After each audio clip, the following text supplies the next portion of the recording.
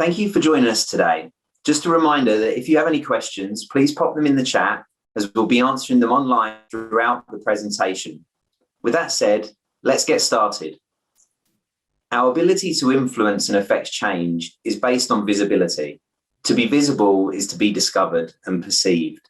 We have to ensure we both see and are able to be seen. Our visible future is a world filled with intelligent, humanized systems where technology is diverse by design. The world of constant disruption requires diversity of insight, influence, and change.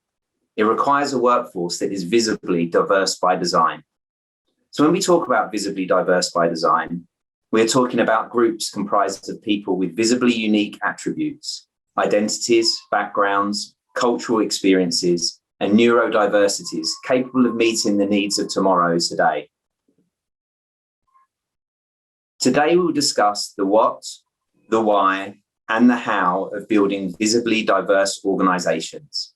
Welcome to our lecture, Visible Figures, Bridging the Skills Gap with Inclusion and Equal Opportunity. So on the agenda today, the idea is that you'll get to learn how to build a visibly diverse workforce, prepared for the challenges of tomorrow. We will look to accomplish this by discussing the power of visibility and why sharing of power is critical to equal opportunity. What lies ahead in our visible future? We'll discuss also how we go about creating that visibly diverse by design workforce of tomorrow. And finally, the next steps needed from all of us to make sure that this can happen. Our goals and learning objectives are that at the end of today's presentation, we hope that you will leave with an understanding of why visibility in cybersecurity matters, what are the visible future tech trends and accompanying skills gap, what is the definition of visibly diverse by design, and finally, the next CISO program, how we are building a visibly diverse, future-proofed workforce. So let's talk about the power of visibility. And I'll start with why this is important to me and also why it should be important to you. So this is my visibility story. I'm Chris Rides, I'm CEO of Tyro Security, one of the co-founders of the Next CISO program. I actually grew up in a low-income part of London where diversity was common and going to college was not.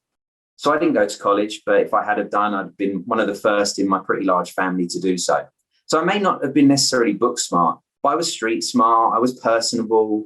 Those were my superpowers. Well, those alongside my good looks and modesty, of course. But joking aside, it's only relatively recently that I realized that my gender and color actually had a huge impact on the opportunities I got to succeed. And it got me thinking a little bit more about others that are not so privileged and what they've had to deal with. Over the years, I've been lucky to work in very diverse teams, but that's meant I've actively had to take a stand on how people would speak to me and my colleagues and members of my staff. They felt that because I blended into the boys' club, I was easy to talk to, and it was suddenly okay to make comments that were at best ignorant and at worst sexist or racist. That wasn't ever okay, and I set them straight very quickly, regardless of who they were. I'm also a relatively recent immigrant to the US, but with mainly positive connotations associated with my accent, I realize I'm privileged, and because of this, I feel like I should use my position to try and provide equality for those that are not as blessed. Now, being from England, I know a few of you were thinking probably, is he English? Maybe I can hear Australian, but no, I'm definitely English. And therefore, the Oxford English Dictionary is one of my most favourite books. It's the one I keep on my bedside table. If I have struggled sleeping, I can just pick that up and have a read through that. I'll be asleep very quickly. So the English Oxford definition of visibility is A, the state of being able to see or be seen. B, the distance one can see as determined by light and weather conditions. C, the degree to which something has attracted general attention or prominence. And in the context of this talk for us, visibility means A, being seen, because when you're seen, people not only hear you, but actually listen. B, it means regardless of the conditions around you, looking into the future and preparing yourself for it. Future-proofing your skills so that you're relevant not just now, but into the years to come. And C, it means attracting the attention you need to be visible, gaining prominence for the amazing things that you do, and inspiring future generations. So visibility means to be seen. It means to be able to see clearly into the future. It means attracting the attention you need to be visible. Once you're visible, it's easier to be heard. And when people listen to you, you get the opportunities you deserve to make a difference. And the world is filled with unheralded stories of hidden figures, stories we would all want to hear, people who made a difference, but people that didn't get the visibility for the success that they deserve. So we know of Katherine Johnson, Dorothy Vaughan, and Mary Jackson from the book and movie Hidden Figures. But did you know the stories of Dr. Cheng Shung, who was known as the First Lady of Physics? Frances Spencer, who along with 5 other women, make up some of the very first programmers in history.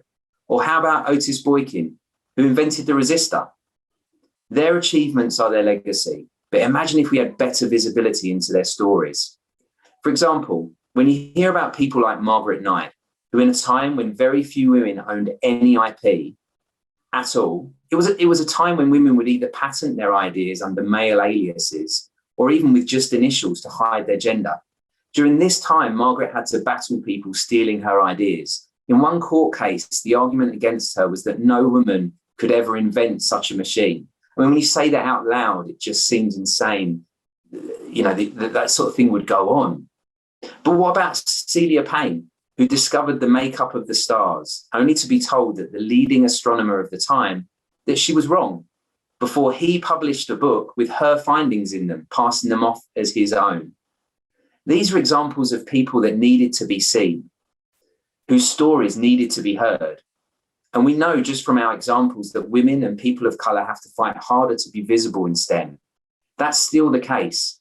They still need to fight harder, and we need that to change. We need a workforce that is visibly diverse by design.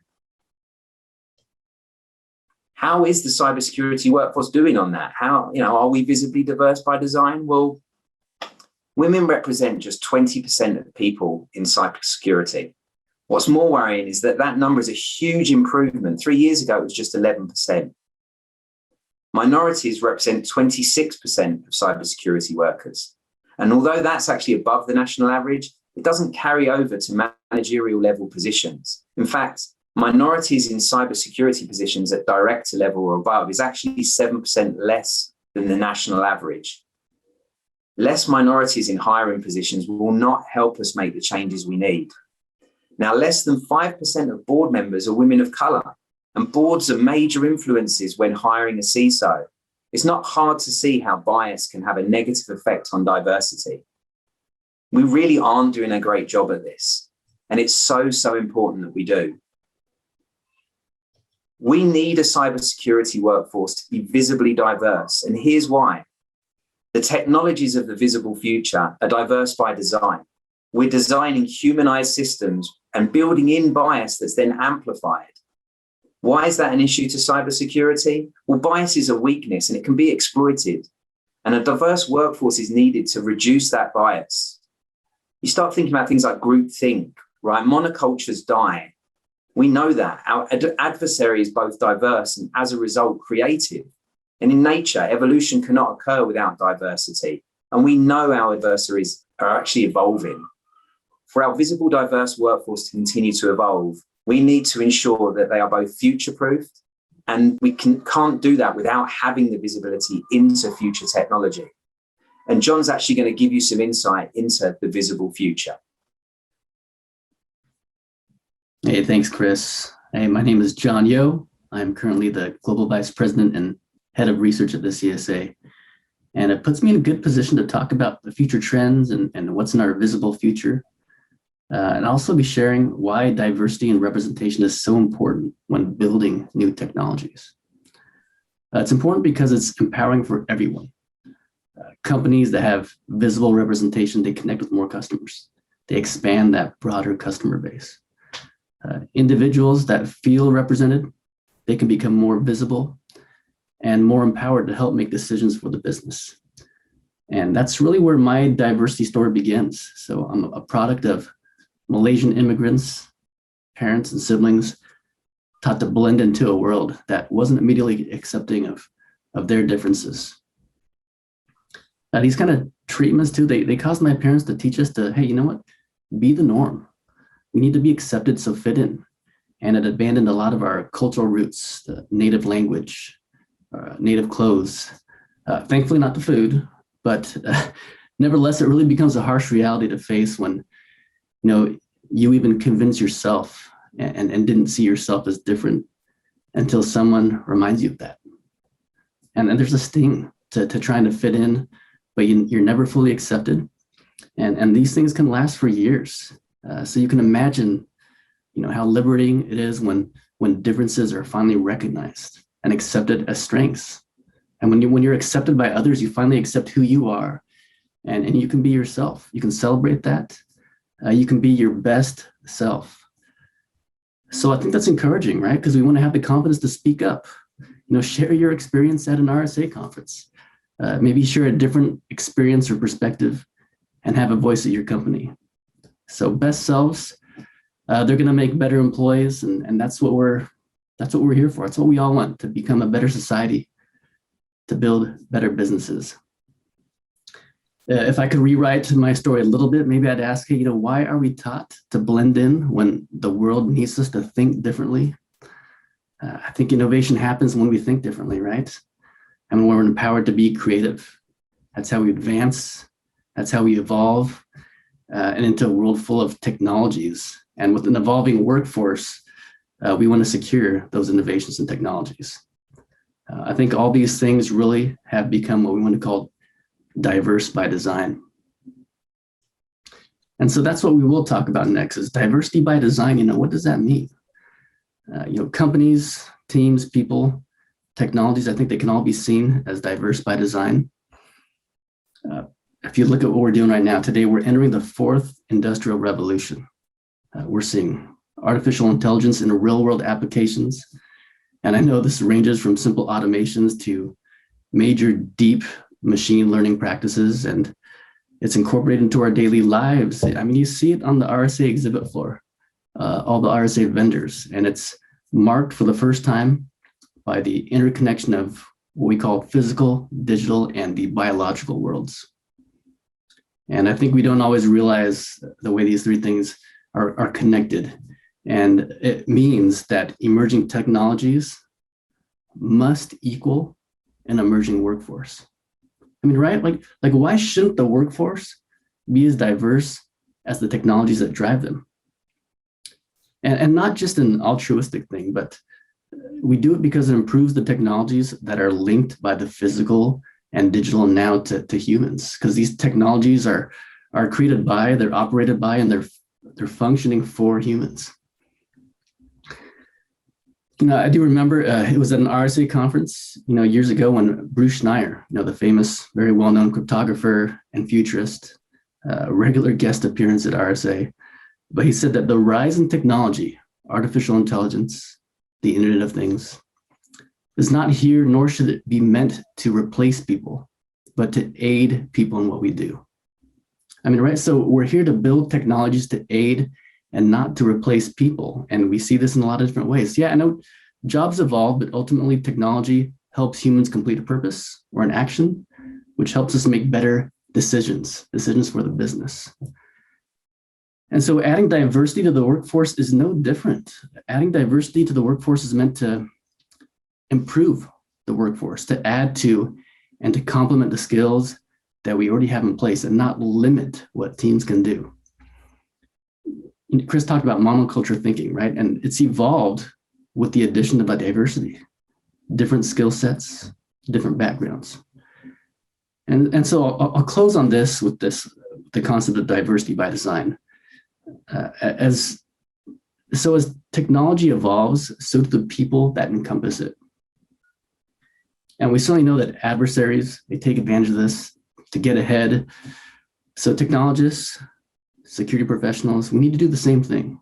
If we're expected to be diverse and we want to hire a diverse workforce of the future, I think it's expected that we have skills, for the future, skills of a security professional that's of the future. And so that's what we want to do, right? We're going to build skills today to future-proof cybersecurity for tomorrow. And it looks something like InfoSec 2.0. I guess you could call it that, right? So the InfoSec of tomorrow, or what we call cybersecurity today, we must understand the evolution of IT. How do we get here? Where are we going? So if anything, this past year really gave us a real glimpse into the future. Chris so fittingly called this the visible future. What does the visible future look like? And we saw companies were forced to adapt to very unpredictable circumstances, right? I mean, we saw something with the pandemic that we'd never seen before, but at the same time, we had to accelerate the use of these newer technologies. So this is truly one of the largest windows in our industry where diversity, and by that I mean representation and thinking, it's needed the most because the drivers influencing change in our industry have been so dramatically transformative. I mean, this influences the security picture. So we start by recognizing some of these key changes. The virtual workforce, and I know we've seen this before. Many of us have been working at home for quite some time, me included, but not to the scale and the degree that took place this past year. Organizations were forced to move almost entire staffs, right? And then networks to a work from home model. Imagine that. And so adopting new tools just to stay connected, to stay secure with each other, even be able just to maintain your customer relationships and connect with future customers. Those were pretty important. So how do we understand this new threat landscape for protecting a full virtual workforce and virtual customer base? If we don't have the same diversity on our security teams and in our leadership teams, we can't do that. We're not going to recognize that. Digital transformation, I know this is a move that's been happening for quite some time.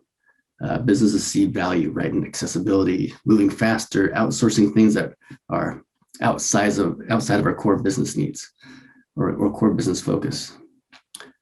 It's really made cloud the dominant compute model of the future. We're moving from these CapEx to OpEx models.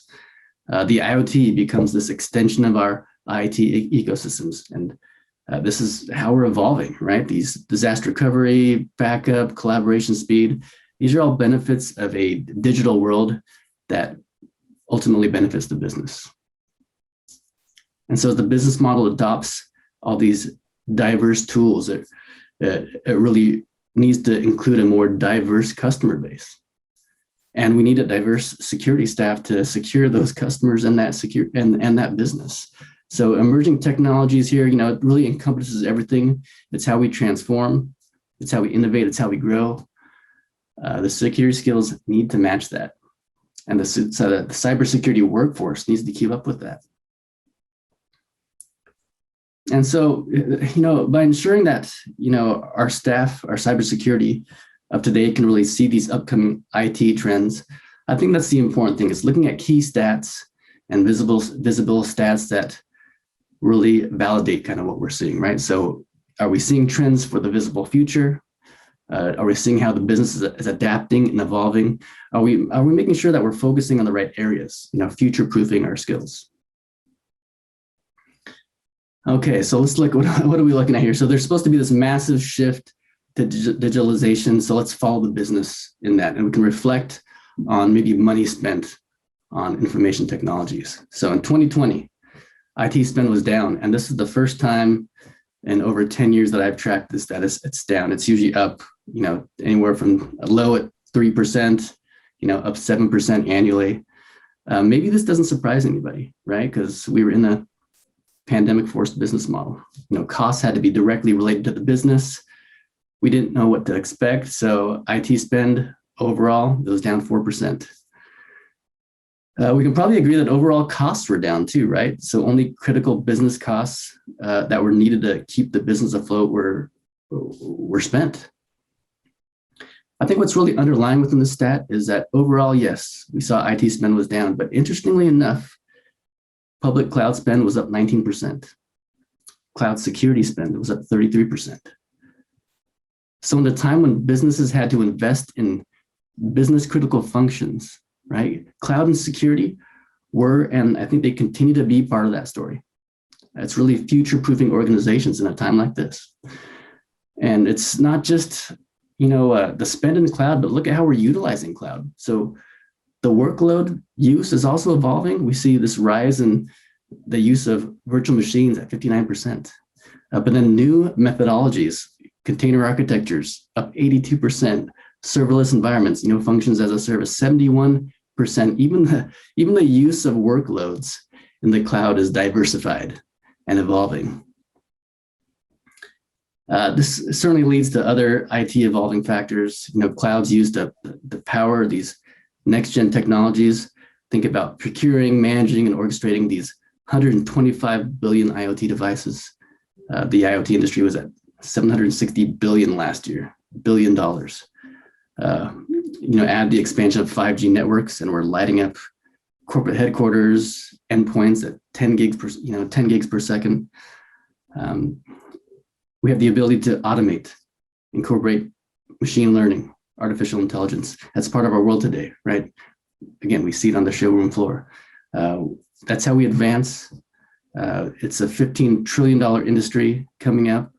So are we focusing on the right areas here? Blockchain, we can talk about this a lot too, but it's finding its application in a lot more ways than people think. And companies are investing real money. $20 billion a year on blockchain projects.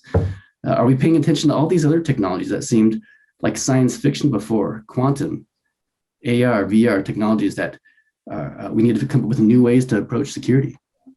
We need to secure these new environments and maybe buck the trend on some of these traditional cryptographic systems. So technologies and statistics, these are all things that demonstrate our digitalization and validate the direction of the business. Security, which is cybersecurity. This is the critical skill to keep the companies, the employees, and the customers connected and protected. And I think this also demonstrates that security now has a seat at the table. The numbers show it. Security is, and it will continue to be, a board level conversation. And this is just another way I think IT security has evolved. Always needed, yes. Recognized as a critical need, well, finally. So as security becomes more visible, we need to prepare all our security professionals with the skills necessary to do that, necessary to build security programs for tomorrow, necessary to become the CISOs of tomorrow. And so we do want to talk about what that would look like, right? What does the next CISO look like? And we'll talk even more about that, I know, later on, but what we do need to do is prepare new diversity hires. We need to prepare current security teams, even today's CISOs, on the skills needed for, to be a CISO of tomorrow. And we want to bake these skills in as early as possible, right? So we need to secure trending technologies and the methodologies we just talked about. It takes time to implement anything, right? So if we're preparing for the quantum realm, you're going to want to have quantum safe measures in place early in the cycle. If your executive board asks you about a new technology, you want to have answers, right? Especially if it's something that can drive the business forward. So visibility into the digital tools that we have, how we're using them, how they're using us. Do we have an intelligent ecosystem around that? Addressing the disappearing perimeter of not just networks and devices, but even our workforce now.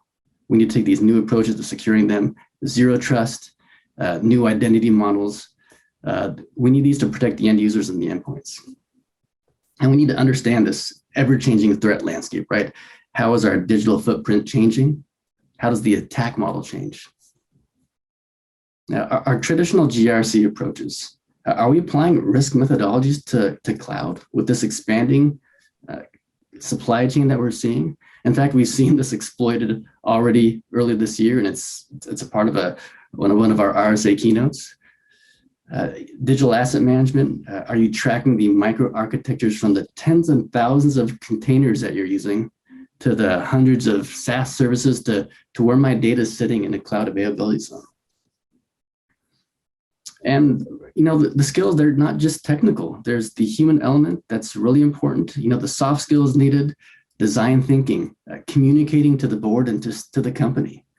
Are we ensuring that we have this expanded workforce that's diverse as the technologies that we're using, and the humanizing of the technology itself? This is something we don't always think about, but we want to ensure that biases and ignorance isn't built into our future technologies that are meant to work for and protect all people. So I think all in all, the workforce needs to be very qualified. The diverse workforce needs to be qualified. Future-proof skills involve understanding this diversity in technologies, the diversity in the humans that build, protect, and secure those technologies. And I'm going to end on one final note here too. I want to end on, these changes, this evolution in IT, this diversity must be recognized, and it must be used to build security for the future.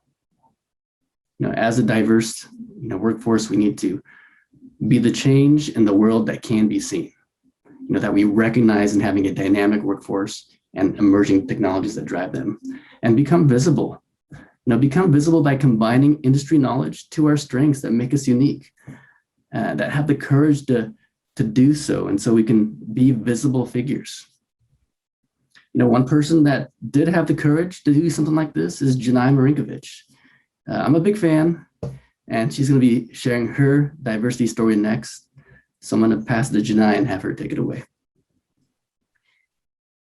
Thank you, John. And it means a lot to me. I appreciate it. At the end of the day, I simply mirror and amplify the bravery and the courage of the people with whom I interface.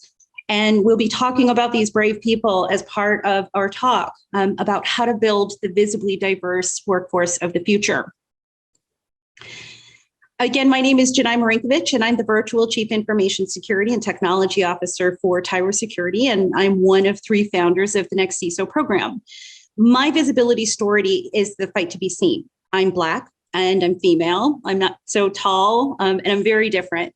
But I do have this larger than life personality. And I've spent the last 20 years in an industry that's been dominated by males with very large personalities. And this has been my history since childhood, trending towards industries and fields and even activities that have been dominated by males and adrenaline-based, always running at 150%. To actually be seen, to be heard, I've always felt like I had to be visible to prove that I was as strong or stronger, that I was as fast or faster, that I was more agile, more fearless than my counterparts, because I needed people to trust me and I needed them to have faith in me. And to trust me, to lead them through, say, a burning building off to safety. And for me, I felt that this trust needed to be visibly earned, or it simply wasn't real. And as a futurist, I've spent the last 10 years in security and technology, predicting and responding to future trends, which has given me this unique insight into what ultimately needs to be done to prepare our people for the difficult times ahead. And in order to get my signal heard above the noise, visibility has been key. We are all paving new paths for this next generation of leaders, and it's critical that we share our visibility journeys. And while our journeys may not have been optimal, to an extent they've been necessary, as they've provided the cumulative experiences required for us to lead through these very, very challenging times that lie ahead. And it's these challenges that have inspired us to form the Next CISO program, which is an apprenticeship comprised of groups of people with visibly unique attributes, identities, and racial backgrounds, cultural and employment experiences, and neurodiversities that are ultimately capable of meeting the needs of our industry tomorrow, today. So the 3 founders, Melissa Elza from Honeybee HR, she's a brilliant chief people officer, Chris Reitz, who spoke earlier, the CEO of TyroSec, and myself, we all sought to collectively solve these big challenges. And here's what we were looking at. Here's what we were facing. First, we have 3.5 million cybersecurity jobs that will be open by the end of 2021. Second, we will and are experiencing significant job losses globally due to automation accelerated by the pandemic. And as someone who lives in rural America, I can tell you I am seeing this firsthand. But is it possible to cross-train this workforce into cybersecurity? Third, hiring authorities cannot afford to onboard inexperienced people. And there's many different reasons why. Leaders are time-starved, they're oversubscribed. It takes between 6 and 12 months to get a junior person to the point where they're actually taking work off of the manager's plate. And the risks are high. And so at the end of the day, we looked at all of this and it's overwhelming. And we asked, is there an opportunity that can be identified? Can we leverage the increasing resource and skills gap to provide equal access to all by building these visibly diverse organizations. So we posited 3 questions. What are the skills necessary to get a non-technical person fit for purpose day one as a GRC analyst? What are the skills necessary to future-proof your skills or the job skills? And the third is, how fast can we get you ready? So our response was to build a program, a pilot program. We are design thinkers, and we knew that to test out our theories, we needed a framework to do that. So we built a prototype, a pilot program comprised of visibly diverse people who would produce junior GRC analysts with future-proof skills fit for purpose in 7 months. Visible diversity is key here. We react and respond to the way in which the world perceives us. It is defined. It defines our way and our view and our experiences of this world. People who look different think differently. And an organization is simply not diverse if it's not visibly diverse. As part of this initiative, we designed a 7-step process for building a visibly diverse program, with the first one, step 1, aggressively seeking out all forms of diversity. We literally talked to everyone we knew. We went to various groups dedicated to increasing representation in tech, spoke to our various mentees, and we offered up the first 20 spots to people who were interested in the class. We sought out all forms of diversity from race, identity, culture, age, neurodiversity, and we expanded our search to include junior personnel with no college or advanced degrees and limited work experience. Now, that is not to say that our students lack college experience or advanced degrees. It just simply for this program was not a barrier to entry. So how did we do? Well, the program is right now 59% female, 41% male. 65% of the students are Black, 12% are Asian, Hispanic, and white. Our second step was to train CISO skills at the very beginning of our students' career. And this is a topic that's very near and dear to one of our founders, Melissa, her heart. You see this entire conference at the end of the day, it's about resilience. And the pandemic, if nothing, has taught us to be resilient.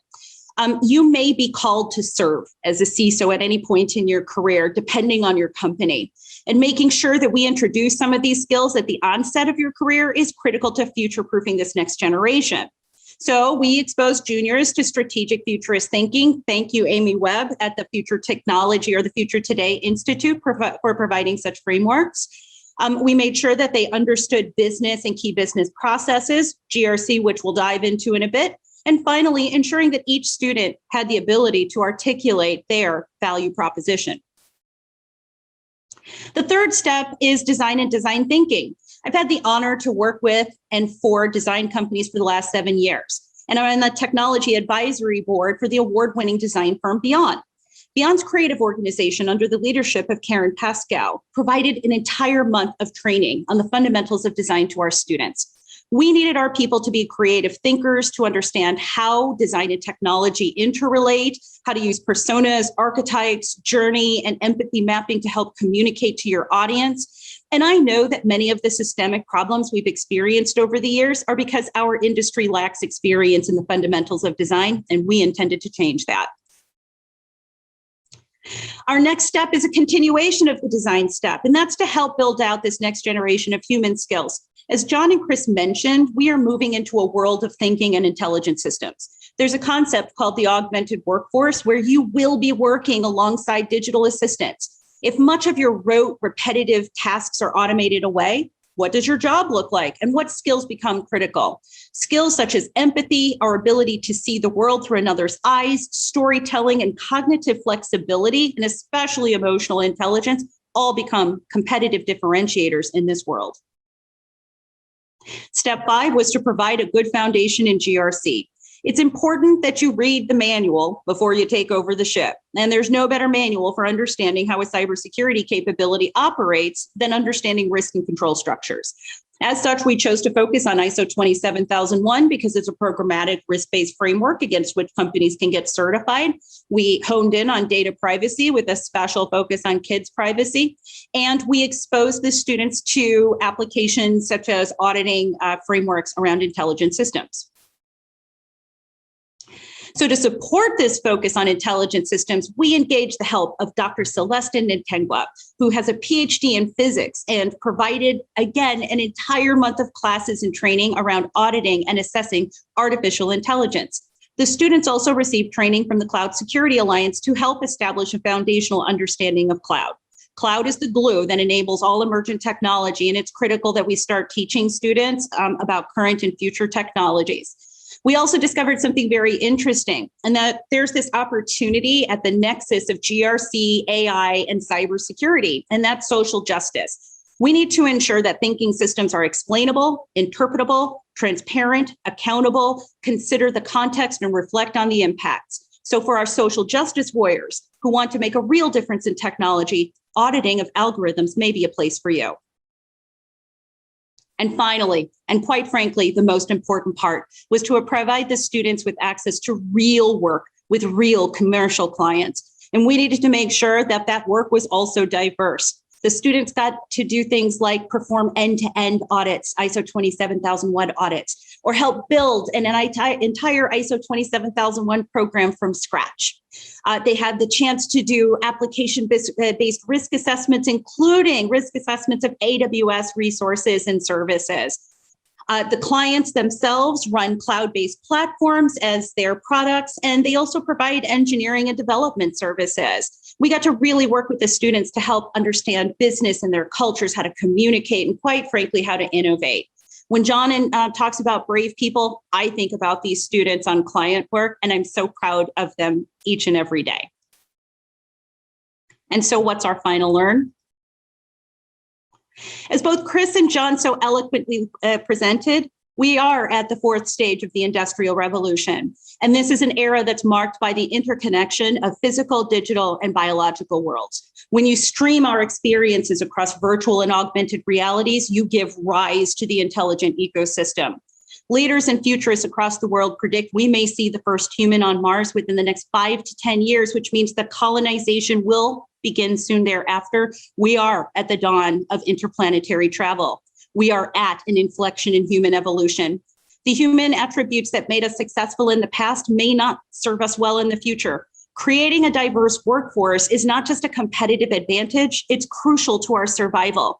And providing equal access to this field by aggressively training visibly diverse cybersecurity and GRC workforces and empowering us to own our own visibility narratives is key to preparing us for the next phase in our evolution. So what can we do? How do I apply what I've learned today? First, seek out programs such as the next CISO program or the Cloud Security Alliance, where we train and apprentice diverse candidates. Second, in the next 3 months, coordinate with programs to hire, mentor, train diverse candidates and engage with companies such as Next CISO to design internal programs at your company to help leverage our framework. And within 6 months, couple things. One, begin hiring diverse candidates. Aggressively seek out people who are demonstrably different and use some of that extra funding you might have to hire design firms like Beyond to help you solve some of your most difficult cybersecurity challenges. We'd like to thank various groups that provided us access to training and certificates, such as Exyn with ISO 27001, the CCSK from the CSA, Gracie for fundamentals of auditing and AI, and Gracie and Authenticate for fundamentals of children's privacy. And thank you to all of the organizations who helped us get to where we are, including RSA for giving us this platform to talk. We'd like to thank our audience for gifting us with the opportunity to share our visibility stories, thoughts, convictions on what it'll take to build, protect, and defend this new world. To quote the movie Mission to Mars, the universe is not chaos, it's connection. Life reaches out for life, and that's what we were born for, to stand on a new world and look beyond it to the next. It's who we are. So let's do this together, arm in arm, and brave this new world together. Thank you very much.